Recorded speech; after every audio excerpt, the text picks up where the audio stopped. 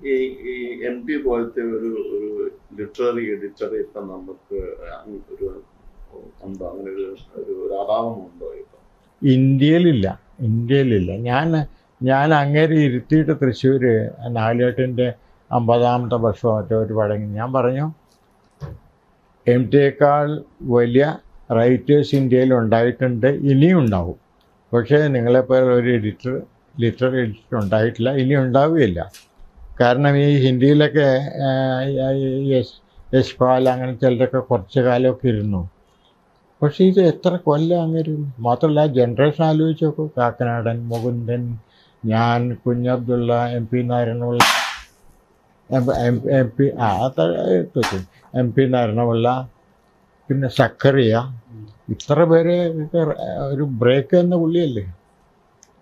അപ്പോൾ അതാലോചിച്ച് നോക്കുക. അത് ആ 8-10 പേര് ഇന്ന് റെലവൻ്റാ അല്ലേ? ഇപ്പോഴും മുകുന്ദനും സക്കറിയും ആനന്ദും ഞങ്ങളൊക്കെ റെലവൻ്റ് അല്ലേ? ഇപ്പോഴും എൻ്റെ നോവല് മാധ്യമത്തിൽ തീർന്നു. At least they are asking me. എനിക്ക് 82 വയസ്സായി. നമ്മൾ ഫോക്കസ് ചെയ്ത് പോയി കഴിഞ്ഞു. Still they are asking me. ഒരു മാതൃഭൂമിയുടെ ആനുവൽ വരുന്നു, ഓണപ്പതിപ്പ് വരുന്നു, കഥ വേണമെന്ന് സുഭാഷ് ചന്ദ്രൻ ചോദിക്കുന്നു. അപ്പം നമ്മളിതിനകത്ത് ഇപ്പം ആർട്ടിസ്റ്റായാലും ഇപ്പം സിനിമാ നടനായാലും എഴുത്തുകാരനായാലും ജീവിതകാലം റെലവൻ്റ് ആകുക, അതാണ് അതിൻ്റെ അൾട്ടിമേറ്റ്. അത് കഴിഞ്ഞ് പിന്നെ എന്തെങ്കിലും പോട്ടെ, ഊഹി ബോധം.